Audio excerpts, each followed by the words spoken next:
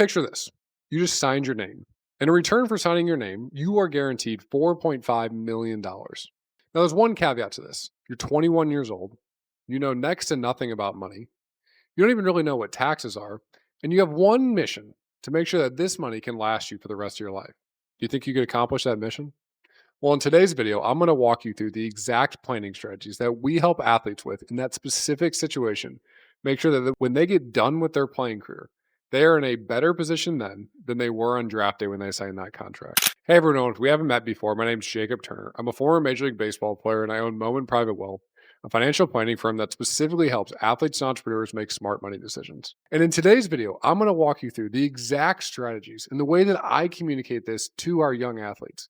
Individuals that are 18 to 21 years old that are coming into millions of dollars. To give you a little bit of context, $4.5 million, 15 players in last year's MLB draft signed for $4.5 million or more. It's a lot of money. But here's the reality of signing for all that money. And the first problem that athletes face is 2/3 of the first round will play one day in the big leagues. Let me say that again. 1/3 of the top 30 players in the entire country will never step foot on a big league field. So what that means is that $4.5 million we talked about signing for, that could easily be the last big paycheck a player gets. And this is why it is so critical to make sure that we plan around it and we think through what are the money moves that we should be making today when we sign that contract that will carry us forward so that when we are done playing, that we are in a better financial position than when we first signed the contract. I hope you can hear the passion behind my voice when it comes to talking about this stuff. And the reality is the passion comes from my own personal experiences. I've lived this life. I know how hard it is to make money.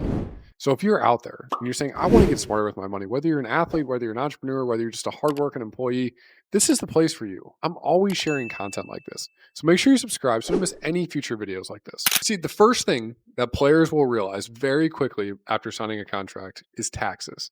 And oftentimes for players, I know even for myself, that was the first time I'd ever paid taxes. I didn't even know what taxes were. And what I realized really quickly was taxes are this big game that I have to figure out how to play it the best to make sure that I end up with the most money in my pocket. So for our athletes, we're always thinking about taxes like this. It's a three-pronged approach. Number one is state residency. You see, as an athlete, you are going to pay taxes on your signing bonus at $4.5 million in the state that you are a resident of, assuming the contract language is correct. So what that means in terms of real numbers is this. If you're a California resident, you're looking at a state tax bill of more than $500,000.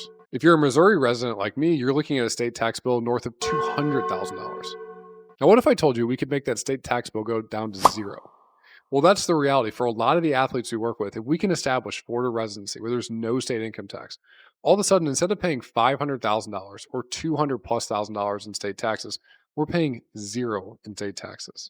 That's the first pillar of this athlete tax planning moves that we're thinking about is we want to make sure that we're being proactive in this process. The second thing is tax projections. Why do I say tax projections? You would think that the team that's paying you the money would take out the exact right amount of money. But the reality is that's often not the case. In fact, it works typically like this. On the first $1 million, typically the team will withhold at 22%. And then after that first million, they will typically withhold with the correct amount, which is roughly 37%. But on that $4.5 million, that leaves us a gap. And that means that we're typically going to be under withheld by roughly $300,000. So if we aren't projecting out and understanding what's actually been taken out of this paycheck, and what we're actually going to owe in the future, you know what's going to happen? You're going to get to tax season.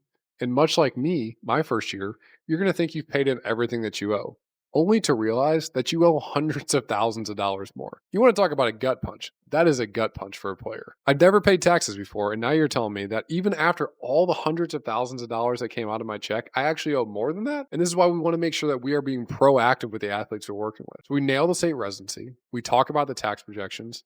And really that third key pillar is these retirement accounts. So as an athlete, what are the retirement accounts? And specifically as a baseball player, what are the retirement accounts you should be thinking about leading up to the MLB draft? And I know for me, the two big ones that come to mind are one, a Roth IRA. This is a individual retirement account. That Roth prefix means the money grows in after tax, but it grows tax-free and it comes out tax-free in retirement. You can contribute up to $7,500 in this year to that Roth IRA account. And the other big account is the MILB 401k. This is a newer account for players. This is part of Major League Baseball's retirement plan, and you can contribute $24,500 to that. Well, that $24,500 contribution is going to save you more than $8,000 in taxes this year. Now, I mentioned to you that I'm going to show you what this actually looks like so that you can make sure that by the time you get done playing, you're in a better position than when you first signed. But it all starts with taxes. See, that's just problem number one, though. Problem number two is, okay, now that I understand taxes, and let's say I nailed all those taxes, I saved as much money as I possibly could. How do I determine what I should spend versus what I should save? And here's the reality. It might sound super simple. You're probably out there thinking $4.5 million. I'll tell you what I can spend. I can spend whatever I want. That's so much money. I've never made that much money in my life. And the reality is, it is a ton of money. But here's the conundrum that athletes face. On one side, you're thinking, I am far richer than I am. Because again, you got to remember, this might be the last big check that you have.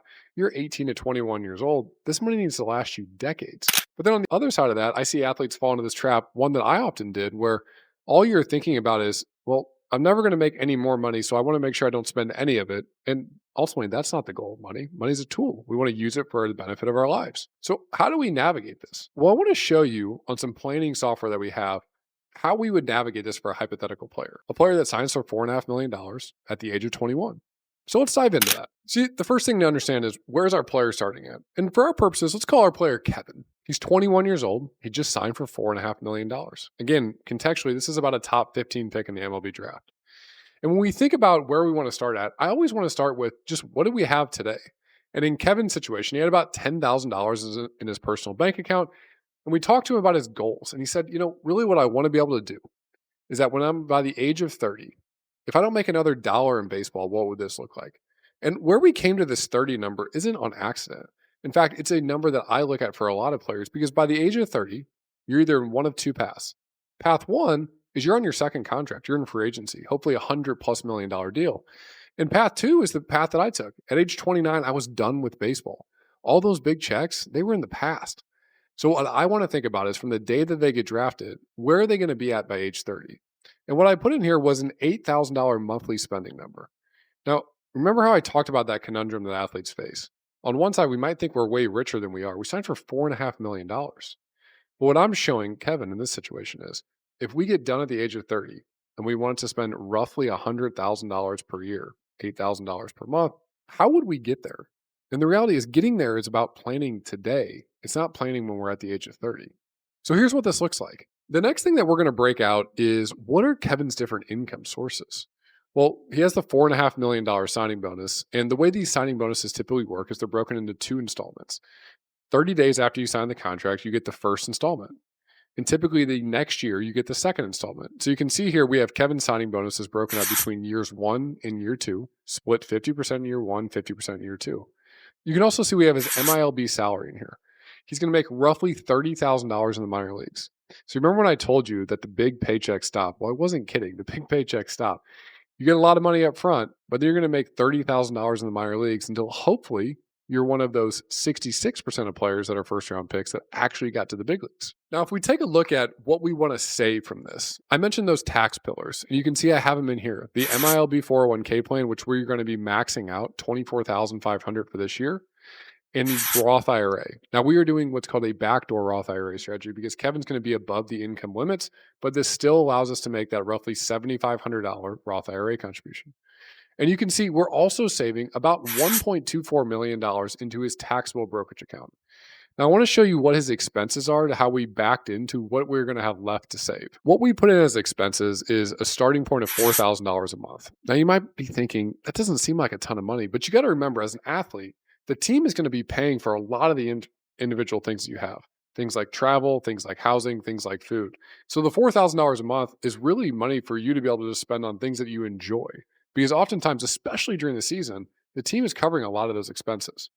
And you can see the other big expense we have in here is agent fees. We have this broken out by the month, but typically the way this works is when a player receives a signing bonus, the agent will then bill those fees. Typically, that's around 5%. So in Kevin's scenario, that's $225,000 that goes towards agent fees. So now that we understand, we've maximized our tax situation. We moved to Florida. We're not going to pay any state income tax. We're maximizing these retirement accounts. We figured out what we need to save. We know what we're going to start with from a spending standpoint at $4,000. What does this look like in the long term? Because remember, our goal was to make sure that when we get done playing, we're in a better situation than when we first got drafted. And what I want to show you here is two simulations. These are both Monte Carlo simulations, which just means we're running thousands of different simulations to show you how often does this plan work. And what you can see is on one side, the plan seems to work really well. 96% of the time it's working. But on the other side, it only works 33% of the time. So what gives? What's the big difference here? Well, I want to show you something. If we take a look at the difference between these plans, same retirement age, same monthly spending, same amount we're saving, same living expenses when we first start out. So what's different? Well, you can see down here, the only thing that's different is what is our asset allocation.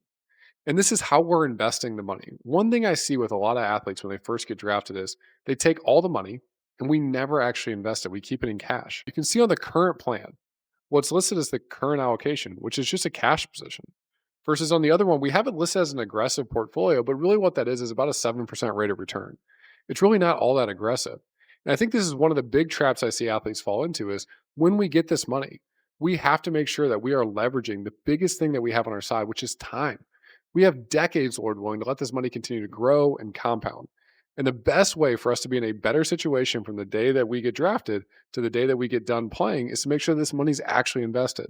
So I want to show you what this actually looks like. If we take a look at Kevin's total net worth, you can see that it starts out at about $1.2 million. He gets his second check, about $2.6 million. He's got this money invested.